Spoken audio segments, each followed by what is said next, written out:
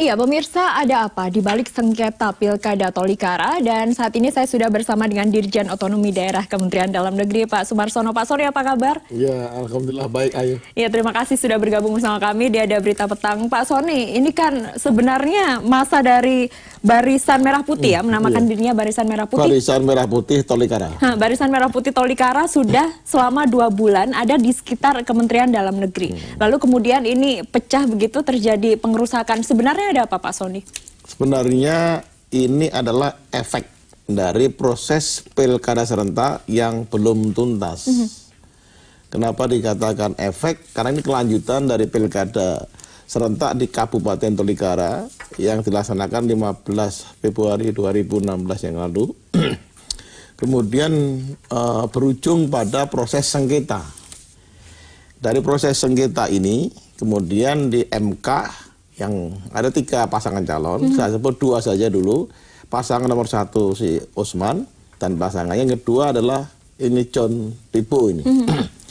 Nah, pasangan nomor 3 ini menggugat kepada MK dan kemudian ada putusan sela supaya di PSU, ya, pemilihan ulang. Dari 18 distrik seluruhnya di TPS itu diulang. Tapi hasilnya tetap diumumkan menang pasangan Usman. Baik, ini jadi, sebenarnya MK sudah ada keputusannya. Jadi habis PSU, sebelum PSU maupun setelah PSU tetap aja mengukuhkan si pasangan nomor 1 menang. Nah, ini yang kemudian sejak bulan Agustus setelah ada keputusan, kemudian dikawal ketat oleh pendukungnya. Jadi dengan tuntutan, bahwa supaya Mendagri membatalkan putusan MK. Baik, padahal Kemendagri tidak punya wewenang begitu ya untuk membatalkan atau menangguhkan putusan MK yang sudah mempunyai kekuatan hukum tetap, Pak Sony. Jadi putusan MK itu sifatnya final and binding, artinya yang tidak siapapun juga bisa membatalkan putusan MK. Bahkan jangankan Mendagri, even Pak Presiden sekalipun. Jadi kita tidak mungkin tuntutan ini kita penuhi dengan membatalkan putusan MK. Atau yang kedua, mereka minta kalau tidak mau membatalkan putusan MK, tolong yang namanya Pak John yang pasangan nomor 3 yang kalah itu diberikan SK sebagai bupati. Baik. Nah, itu kan sulit sekali.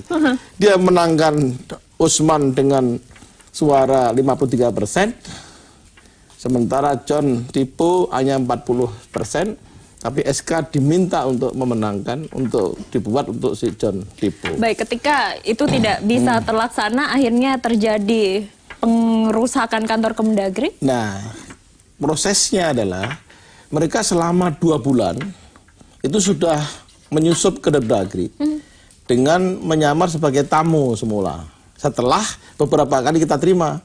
Setelah terima pertama kali sebagai tamu aspirasi ditampung. Sekali, 2 kali, bahkan sampai selama 2 bulan itu selama 10 kali diterima.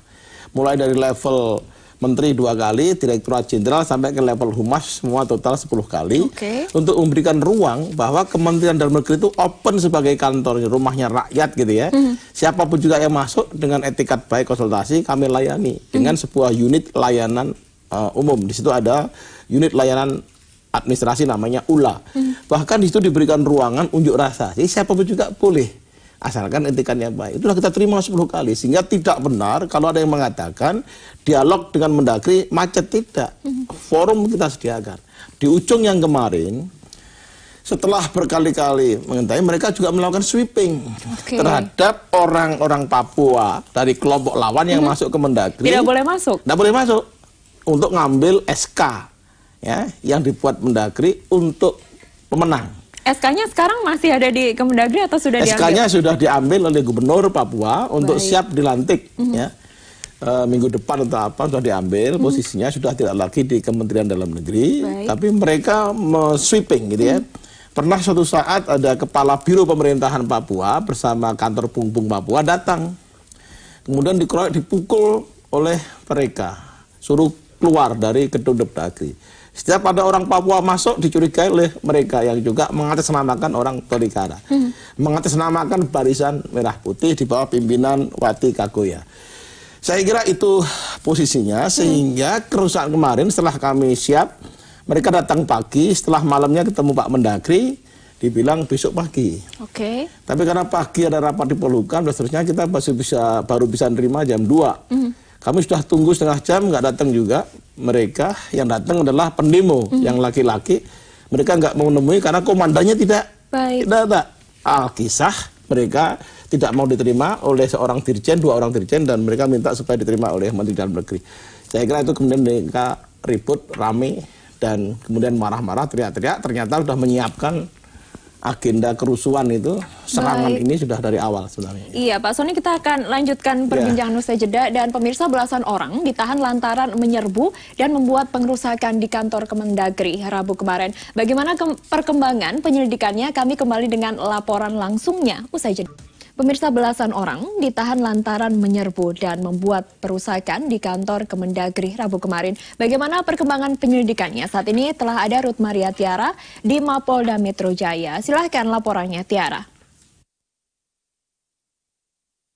Ya, terima kasih rekan Ayu di studio dan pemirsa JAK TV. Penyerangan kantor Kementerian Dalam Negeri yang diduga dilakukan sejumlah massa, salah satu calon bupati Kabupaten Tolikara, Papua pada Rabu kemarin 11 Oktober 2017 ini membuat beberapa karyawan Kemendagri melakukan perlawanan, dan terkait insiden ini Polda Metro Jaya sudah menetapkan begitu 11 orang tersangka dalam penyerangan tersebut, dan Direktorat Kriminal Umum Polda Metro Jaya ini mengatakan ada 11 orang yang sudah ditetapkan sebagai tersangka dalam penyerangan kantor Kemendagri. Pihak kepolisian malam tadi begitu pemirsa sudah mengamankan sekitar 15 orang pelaku penyerangan tersebut, tapi yang ditetapkan tersangka hanya 11 orang, sedangkan yang 4 orang lainnya dipulangkan.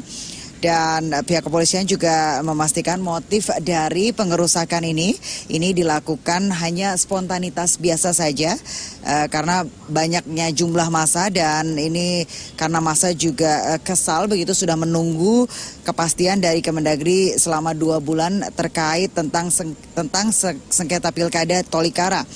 Sedikit mengenai kronologis kejadian pada Rabu kemarin, ini sekitar 30 pengunjuk rasa masuk ke pintu depan dan selanjutnya menganiaya begitu 10 orang petugas sehingga mengalami luka akibat penganiayaan, dan ada juga kerusakan seperti pot bunga, kaca pintu gedung F Kemendagri, kaca atas pintu gedung B, kendaraan dinas pejabat. Ini dengan nomor polisi B1810 RFW dan kaca belakang mobil D1704. Dan pemirsa, informasi yang bisa kami sampaikan bahwa hingga saat ini pihak kepolisian masih mendalami pemeriksaan 11 tersangka. Demikian laporan yang bisa saya sampaikan langsung dari Polda Metro Jaya. Kembali ke rekan Ayu di studio.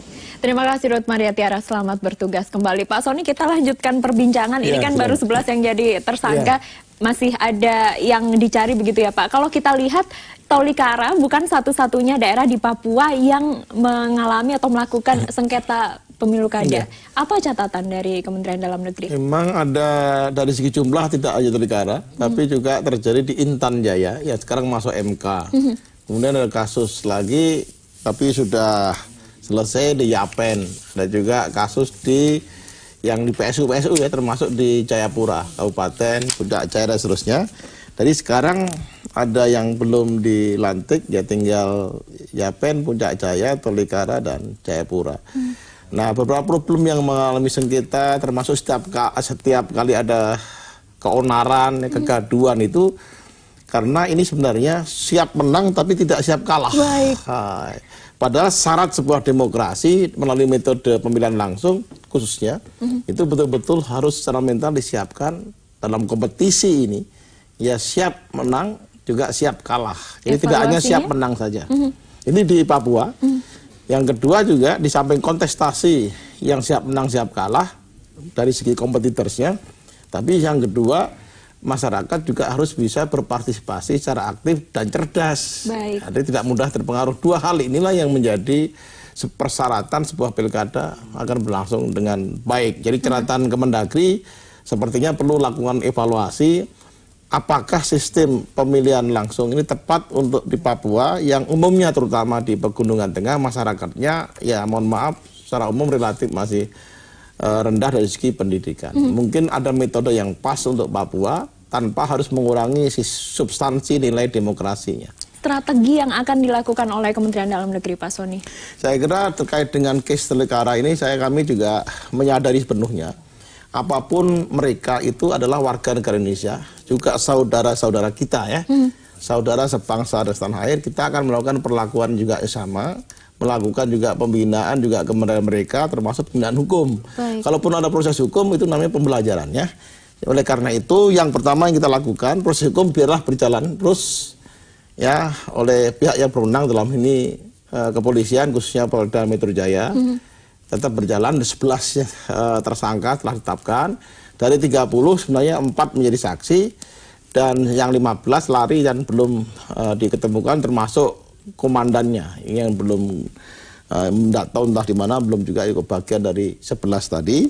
Yang kedua, Kemendagri juga akan melakukan evaluasi terhadap sistem pilkada, terutama yang ada di Papua. Kebetulan Papua ini adalah daerah pelaksana atau diterapkannya sistem asimetris decentralization atau otonomi khusus. Dan belum bisa terlaksana dengan baik dengan adanya kasus-kasus seperti ini, Pak Nah, Sony? ini belum sepenuhnya karena proses pendidikan politik di Papua juga perlu juga waktu. Itu poin kedua. Ya, poin ketiga, kita akan melakukan sistem evaluasi terhadap pengamanan dalam. Baik. Sebagai daerah berada di ring 1, saya kira keamanan menjadi sangat penting. Kemarin saya kira karena Depdagri sangat open, ya, siapa bisa kita terima karena ini kantor rakyat dan perintah Pak Menteri, ya kita layani siapapun juga, siapa bisa. Tapi rupanya juga ini dimanfaatkan oleh orang-orang yang kemudian tidak bertanggung jawab, dan kami sedang bersama mungkin ya melalui kepolisian dan kami juga melakukan analisis, pasti ada orang di balik serangan ini. Baik. Saya kira itu. Nah, siapa nanti kita lihat perkembangan lebih Masih lanjut. akan dicari dalam proses penyidikan ya Pak Sony. Ini disebut-sebut kalau Kementerian Dalam Negeri ini korban atau salah sasaran begitu. Ada peran juga dari Bawaslu yang disebut-sebut juga tidak tegas menjalankan aturan pemilu ini. Ada laporan dari beberapa partai politik ke Badan Kehormatan Penyelenggaraan Pemilu juga. Tanggapannya dari Pak Sony? Saya kira itulah dilema dari penyelenggara pemilu. Penyelenggara pemilu itu kan ada juga Bawaslu, KPU, kemudian DKPP sendiri ya posisinya. Khusus Bawaslu kadang-kala di lapangan di Papua terkadang juga dihadapkan pada situasi yang sulit. Baik. Kadang mengatakan ini pelanggaran atau tidak pelanggaran. Pemahaman memang belum sama. Tapi yang kita ingin betul-betul ke depan, Bawaslu, KPU itu harus betul netral, tidak memihak. Jangan mau kemudian ikut bermain politik praktis posisinya, karena ada pengawasan DKPP. Selama itu bisa bermain adil, profesional, saya kira dengan tetap memperhatikan perkembangan situasi, saya kira akan bisa diterima. Jadi mereka protesnya juga di Papua itu ada juga yang protes karena penyelenggaranya ya tidak apa ya istilahnya tidak profesional, kemudian salah sasaran. Ini hal semacam ini juga sering kami temui ya. Tapi kami tetap memberikan kepercayaan penuh kepada Bawaslu dan KPU. Mereka punya satu justifikasi tersendiri dan kita hargai, kita hormati saja. Persiapan Pilkada Serentak 2018 nanti Pak, ini sebenarnya hubungannya, sinerginya seperti apa dengan Bawaslu, Pemilu dan yang lain? Jadi ini sekaligus memberikan pelajaran dan warning buat kami ya. Kami ini pemerintah telah mendukung Bawaslu dan KPU, DKPP dalam menyelenggarakan Pilkada 2018 untuk 171 daerah. Minggu depan kami akan panggil seluruh pejabat yang terkait termasuk daerah seluruh Indonesia, kepala daerah, KPU, Bawaslu, untuk kemudian melakukan persiapan 2018. Baik. Dan sekaligus kita berikan rambu-rambu yang lebih tegas supaya ada kesamaan pemahaman, termasuk stabilitas pengamanan daripada pilkada serentak itu pun juga menjadi bagian prioritas kami. Saya kira kami yakin 2018 akan bisa berjalan lancar berdasarkan pengalaman 2 kali pilkada serentak. Baik, terima kasih Pak Sony sudah bergabung bersama kami. Semoga 2018 semua berjalan lebih baik dari tahun-tahun sebelumnya.